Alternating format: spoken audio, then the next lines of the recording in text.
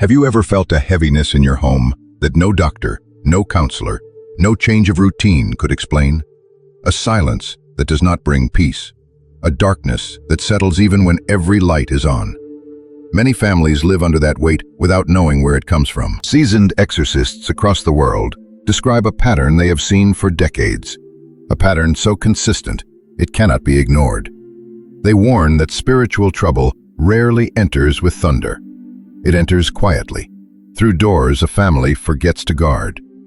Father Amorth once said that the enemy waits for homes where prayer weakens and hearts drift apart. Tonight you will hear why 4 ancient symbols, 4 creatures every Christian home must never welcome, still appear in the language of real exorcists, and why recognizing them may be the first step toward reclaiming peace. If you seek protection for your family, whisper one line in your heart: Lord, guard my home.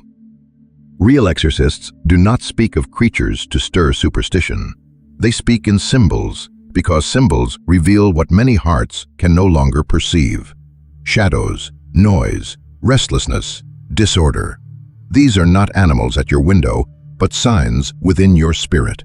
Father Fortea explains that demons do not inhabit beasts. They exploit the fractures inside a home that has forgotten its spiritual rhythm. Throughout Scripture, God uses creatures to unveil realities hidden from the human eye. The Psalms speak of lions and serpents, not to frighten, but to teach vigilance. The prophets describe jackals in desolate places to show what happens when a people abandons the covenant.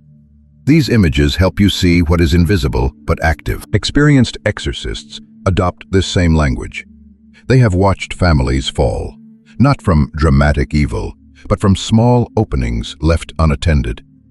They testify that when prayer fades, when bitterness grows unchecked, when the home stops shining with grace, something begins to move quietly beneath the surface. The 4 creatures are mirrors. They disclose the spiritual condition of a house long before disaster breaks through the door. There is a moment in many homes when the light does not go out, yet something inside begins to dim. You feel it when evenings grow strangely heavy, when the house is quiet but nobody rests, when fatigue settles deeper than sleep can reach. That is the hour exorcists describe with the symbol of the owl. The owl is not a threat in nature. Real exorcists use it to reveal a spiritual reversal. It wakes when everything else should rest. It watches when the soul is too tired to pray. Father Lampert often cautions that a home begins to weaken the moment its rhythm of grace collapses. When prayer becomes irregular, when family members drift into separate corners, when the day closes without a single word lifted to God, the heart of the house grows unguarded. Scripture teaches that God separated light from darkness so His people could walk without fear. But when the spiritual night stretches longer inside a home, the owl becomes a fitting mirror.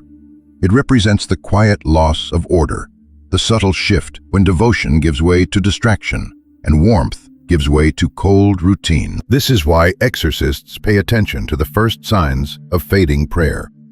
They have seen countless families fall into discouragement, not because of dramatic evil, but because the spiritual light slowly surrendered its place. And once that light weakens, something else begins to move, silent, patient, waiting for a deeper opening. When the light weakens, something far more subtle begins to slip in. Many families describe the same experience, a growing confusion, a dullness of heart, a sense that right and wrong no longer feel as clear as they once did. This quiet fog is the moment exorcists portray with the image of the bat. The bat does not announce itself. It enters without sound, settles in dark corners, and moves with precision where vision fails. Father Amorth warned repeatedly that the gravest spiritual danger is not open rebellion, but the slow, unnoticed acceptance of what once troubled the conscience. When prayer loses consistency, discernment is usually the next to fall asleep. It begins with small shifts. Entertainment that slowly grows darker. Language that becomes harsher. Choices once avoided, now tolerated because everyone does it. Families stop blessing meals. Sunday worship becomes optional. Conversations about faith grow rare. Nothing dramatic happens, Yet everything changes. Christ cautioned that when the light within you becomes darkness, the whole person becomes vulnerable. Exorcists say the same of homes. When spiritual clarity crosses, the interior becomes a landscape where shadows move freely. This is why the bat symbolizes more than confusion. It represents the invasion of habits that weaken the soul while appearing harmless. A family may continue smiling, working, and living normally. Yet beneath the routine, something essential is eroding. And once vision fades, the heart no longer recognizes the dangers forming just beyond awareness. The fog of lost discernment sets the stage for a deeper wound, the silent weaving of division that comes not from noise, but from the threads no one notices being spun. When discernment falls asleep, something quieter and far more painful begins to form. Exorcists describe it as the stage where families stop noticing the distance growing between them. Not distance measured in steps, but in silence. And it is this slow, almost invisible unraveling that they portray with the symbol of the spider. The spider does not chase, it builds, one thread at a time, one small tension after another. Father Fortea observes that the enemy rarely destroys families through explosive conflict. Most homes collapse through years of unspoken wounds. The web forms in ordinary moments, meals eaten without conversation, doors closed a little more each evening, hearts withdrawing because they no longer feel seen. Many households suffer this darkness without naming it. You feel it when you speak and no one responds, when laughter becomes rare, when you sense that the people you love most are drifting behind walls no one intended to build, and the threads tighten with every unresolved bitterness, every apology withheld, every long night where two people sleep inches apart but worlds away. Scripture prays that God's people may be one, yet the web grows strongest where unity is forgotten. Exorcists have witnessed this pattern repeatedly. Once the fog of confusion enters a home, division begins weaving itself quietly, steadily, without resistance. This stage is the most deceptive, because families still function, bills get paid, routines continue, yet love becomes fragile, almost transparent. And when the web tightens enough, it prepares the heart for a wound far sharper than silence. It prepares the home for betrayal. There is a point in the spiritual decline of a home when silence is no longer the greatest threat. Something sharper emerges, sudden, piercing, unforgettable. Exorcists describe this final wound with the image of the scorpion. For the scorpion does what the owl, the bat, and the spider never can. It strikes the heart directly. In pastoral counseling and deliverance work, seasoned exorcists speak of a chilling pattern. After years of fading prayer, clouded judgment, and quiet division, families become vulnerable to wounds that cut far deeper. Betrayal of trust, harsh words spoken in anger, decisions that fracture the home's foundation. Father Lampert notes that the fiercest attacks arise when the family covenant is already cracked. The scorpion symbolizes this devastating moment.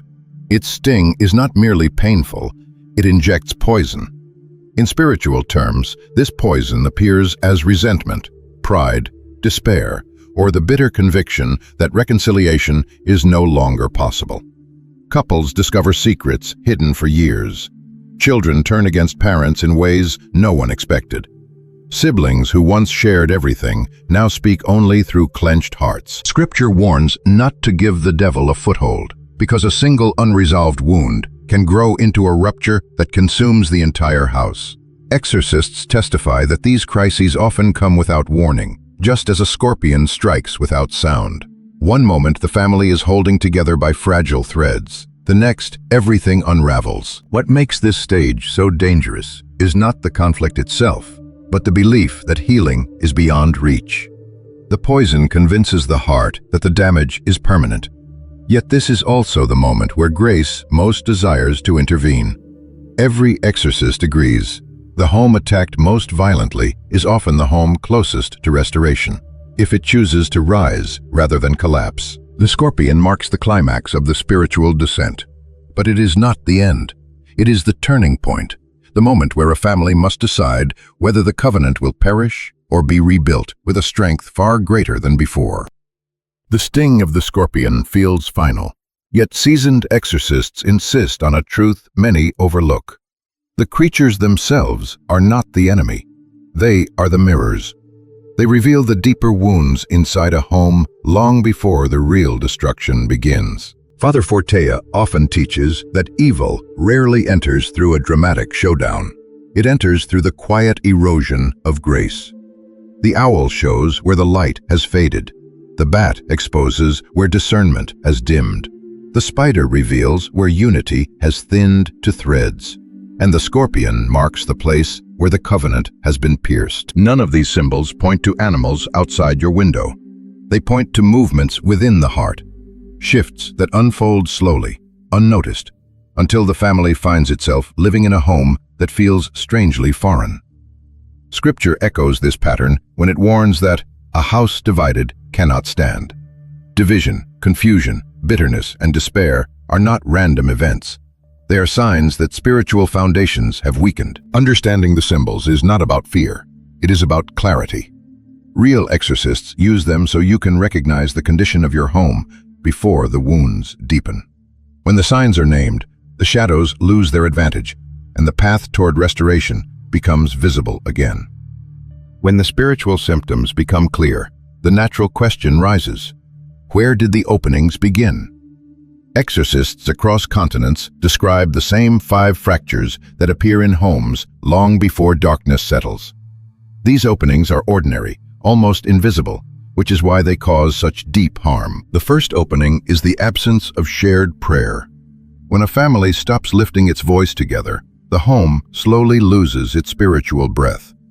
Father Lampert notes that a prayerless house becomes spiritually porous. The second opening is the steady flow of toxic media.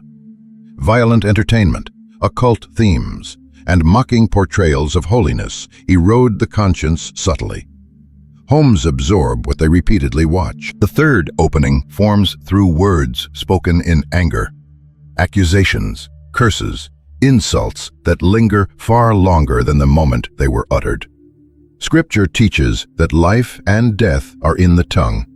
Exorcists witness how deeply those wounds echo. The fourth opening appears when bitterness is allowed to age. Unforgiveness, even when hidden behind polite behavior, becomes a doorway that weakens every bond in the house. The fifth opening is a slow drift from the sacraments. As confession becomes rare and Eucharistic life grows distant, the home loses the grace that once shielded it. Each fracture may seem small, but together they create the landscape where the 4 creatures, symbols of deeper wounds, begin to manifest. Recognizing these openings is the first act of reclaiming the ground that was lost. There is a moment when the wounds stop being subtle. Exorcists have seen it countless times. A family moves from mild unrest to sudden crisis, as if something targeted the very center of their peace. It is never random. It happens when the openings described earlier begin to overlap. Father Fortea teaches that the enemy does not waste strength. He waits for the weakest hour. That hour often arrives when exhaustion becomes constant, when the home drifts into emotional silence, when prayer feels burdensome, and when each person begins carrying their struggles alone. In these seasons, families describe a heaviness that settles the moment they walk through the door. Arguments spark from nothing. Children withdraw. Spouses misinterpret every word. Finances strain without clear cause. Nights become restless. Even the air feels heavier. These are not dramatic possessions. Exorcists emphasize that. They are spiritual pressure points, moments when grace is thin and vulnerabilities align. Christ himself warned that a divided house collapses quickly. Exorcists recognize this collapse when the owl's fading light, the bat's confusion, the spider's web of distance, and the scorpion's sting begin to appear almost at the same time. The enemy does not strike strongest homes. He strikes tired ones. Homes that once prayed together but now rush through days without lifting their eyes. Homes where hearts grow weary but keep pretending everything is fine. In that hidden fatigue, shadows find room to move. And that is when the blow lands. When a home begins to strain under spiritual pressure, Many wonder why God allows the signs to surface at all. Why the heaviness? Why the restlessness? Why the sudden clarity that something is not right? Exorcists speak of this with one voice. These signs are not punishments. They are invitations. Father Lampert teaches that God reveals the wound so the family can seek the cure. The discomfort, the tension, the unease you feel are not signs of abandonment, but evidence that grace is still fighting for your attention. If God were silent, the darkness would spread unnoticed. Scripture reminds you that the Lord is close to the brokenhearted. He draws near precisely when the house grows weary, not to condemn it, but to awaken it. The signs are mercy in disguise, gentle warnings that the spiritual structure needs strengthening, that unity needs restoring, that prayer must breathe again. Every exorcist agrees. Families who notice the signs are already under the light's protection. Awareness is the first rescue. Grace begins the moment you recognize the battle. Once the signs are recognized, the path forward must be deliberate. Exorcists consistently point to 3 responses that restore strength to a wounded home. These responses are simple, but their power is unmistakable. The first is the restoration of light through daily prayer. Even 5 minutes spoken together can shift the atmosphere of a home. Father Lampert insists that no darkness survives where a family invokes the name above every name. It is not the length of prayer, but the unity of hearts that rebuilds the spiritual walls. The second is the renewal of discernment. This requires removing whatever clouds the soul, entertainment steeped in violence or mockery of holiness, habits that dull conscience, conversations that pull the heart away from grace. When the home chooses purity, clarity returns. The third is the healing of the covenant through reconciliation. Father Amorth observed that many afflictions lift the moment a family confronts resentment honestly. Confession reopens the channels of grace. Forgiveness unties the knots the spider once wove. A home that returns to the sacraments becomes spiritually unassailable. These 3 responses do not demand extraordinary strength. They demand willingness. Exorcists have watched families emerge from years of spiritual fatigue through these simple acts, rediscovering peace where turmoil once ruled. The enemy thrives in homes where no one fights back. But the smallest step toward grace is often enough for God to reclaim what was lost. When a home begins to heal, the change is unmistakable. The air feels lighter, conversations soften, sleep deepens. The bitterness that once clung to every room loosens its grip. Exorcists say these moments signal that grace has reclaimed the ground that darkness tried to occupy. The desire to pray returns without force. Unity, once fragile, grows warm again.